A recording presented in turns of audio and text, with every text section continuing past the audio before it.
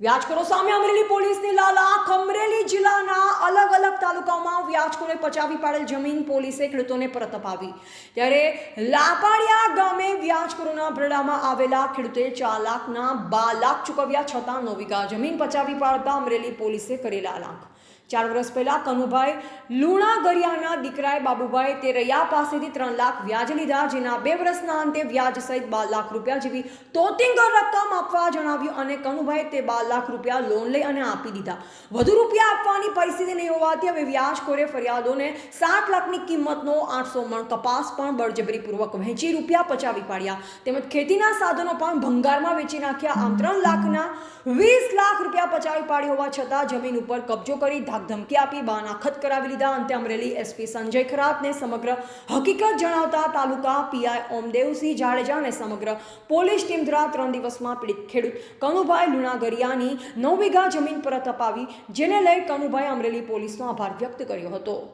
Reporter Bipin Rathod, જિલ્લા bureau chief, Amreli. Gujarat સરકાર તરફથી વ્યાજખોરીના જે દૂષણ છે તે ડામવા માટે સૂચના આપેલી છે અને તે સૂચના અન્વયે અમરેલી જિલ્લા પોલીસ તરફથી થોડાક સમય પહેલાં એક આપણે જર ગામે ધારીના 18 વીઘા ખેડૂતની જમીન પરત અપાઈ હતી. સાથે સાથે ગયા 15 દિવસ પહેલાં વડિયા તાલુકાના એક ખેડૂતને 9 વીઘા જમીન આપણે પરત અપાઈ હતી અને નાગેશ્વરીના એક જે ભાઈ જેનું મકાન પચાવી પાડવામાં આવેલ હતો વ્યાજખોરોએ અને મકાન ન હોવાના કારણે એ ભાઈ રાજકોટ રહેવા ગયો હતો, પરંતુ એમને એ પોલીસ કામગીરીની ખબર પડતા પોતે જિલ્લા કંટ્રોલ રૂમમાં જાણ કરી હતી અને ત્યારબાદ એને આશરે 7 લાખ કિંમતની મકાન પોલીસે પરત કરાવેલ હતો. તે મુજબ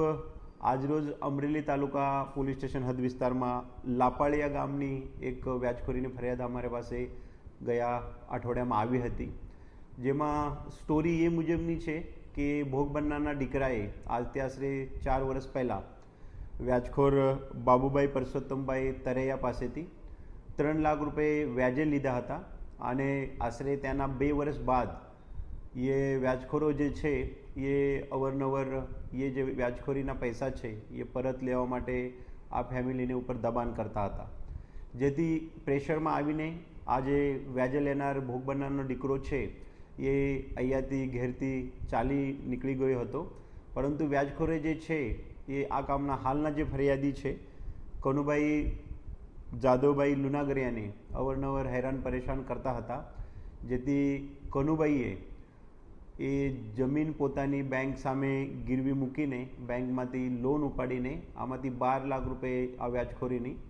3 લાખના સામે ચૂકવી પાડેલ હતા. તેમ છતાં જે વ્યાજખોરો છે એ મોટા પ્રમાણમાં ઇન્ટરેસ્ટ રેટના બહાને હજી વ્યાજખોરીના પૈસા બાકી છે, તેમ કરીને આ જે ખેડૂત છે એમના ઘેરથી એના 8 મણ કપાસ જે છે એ આશરે 6 થી 8 લાખ રૂપિયાના વેચી નાખેલ હતો. તેમ છતાં આ લોકોની જે વ્યાજખોરીની ડિમાન્ડ છે એ ડિમાન્ડ વધતી જતી હતી અને એના ભાગરૂપે એ લોકોએ આ દાદાની જે 9 વીઘા જમીન છે એ 9 વીઘા જમીનના આશરે 1 મહિના પહેલાં દાદાને જબરદસ્તી કરીને બાનાખત કરાવી લીધો હતો અને આ બાનાખેત આ લોકો કે તમે હજી વધારે અમારા વ્યાજખોરીના જે પૈસા નીકળે છે એ પૈસા આપો, નહીં તો એ બાનાખત મુજબ અમે એ જમીન કોર્ટ રાહે દાદ મેળવીને અમારા નામે કરીશું. તે મુજબ એને કોર્ટમાં દાવો પણ દાખલ કર્યો હતો. આશરે ગયા અઠવાડિયાના ગુરુવારે આ દાદા અમારે પાસે આવ્યા હતા. એ દાદાને જિલ્લા પોલીસે ખંતપૂર્વક સાંભળ્યા હતો. ત્યારબાદ એની કેસ જોતા બહુ જ સંવેદનશીલતાથી તાલુકા પોલીસ સ્ટેશનની ટીમે એ દાદાને ફરિયાદ દાખલ કરી, જરૂરી સાંત્વના આપી. કેસ બાબતે માનનીય રાજ્ય સરકાર તરફથી જે કડકાઈથી કામ કરવાની સૂચન છે તે મુજબ જિલ્લા પોલીસે અને સ્પેસિફિકલી અમરેલી તાલુકા પોલીસ સ્ટેશને બહુ જ કડકાઈથી કડક હાથે કામ લીધા, જેથી આ કામના જે આરોપીઓ છે બાબુભાઈ પરસોત્તમભાઈ તરૈયા નાઓએ વારંવાર આ કેસના જે અરજદાર છે કનુભાઈ લુણાગરિયા નાઓને સંપર્ક કરી કે ભાઈ અમારે અત્યારે તમારી જમીન જે છે એ અમે પરત આપવા તૈયાર છીએ, ભવિષ્યમાં પણ આ બાબતે અમે કોઈ પણ પ્રકારની તમે હેરાન પરેશાની નહીં કરીએ, તેમ કરીને એક સમાધાન કરી લીધેલ છે. સાથે સાથે એ લોકોએ જે બાનાખત જમીનનું બનાવ્યું હતું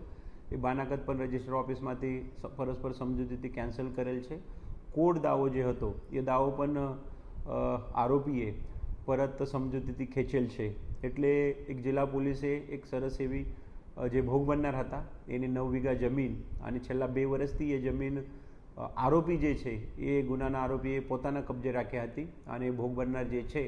અમુક સમય માટે એના જે બીજા બાબો છે સુરત ત્યાં રહેવા ગયા હતા અને અમુક સમયથી અહીંયા પોતાના ઘેર રહેતા હતા, જેથી જિલ્લા પોલીસને એક વ્યાજખોરીના ચુંગળમાંથી બચાવવા માટે એક મુહિમ ઉપાડેલ છે. અમે સમગ્ર જિલ્લાના જે પણ ખેડૂતો છે, જે પણ મજૂરો છે, જે પણ ભોગ બનનાર છે, આપ સૌ જાણો છો ગયા અઠવાડિયામાં આ જિલ્લામાં 306ના 3 કેસીસ દાખલ થયેલ છે જે વ્યાજખોરીના જ છે. ધારીમાં એક વ્યક્તિએ વ્યાજખોરીના દબાવમાં આવીને દવા પીધેલી છે. સેમ બનાવ તમારા સાવરકુંડલા ટાઉન પોલીસ સ્ટેશનમાં દાખલ થયેલ છે અને એક બનાવ જે છે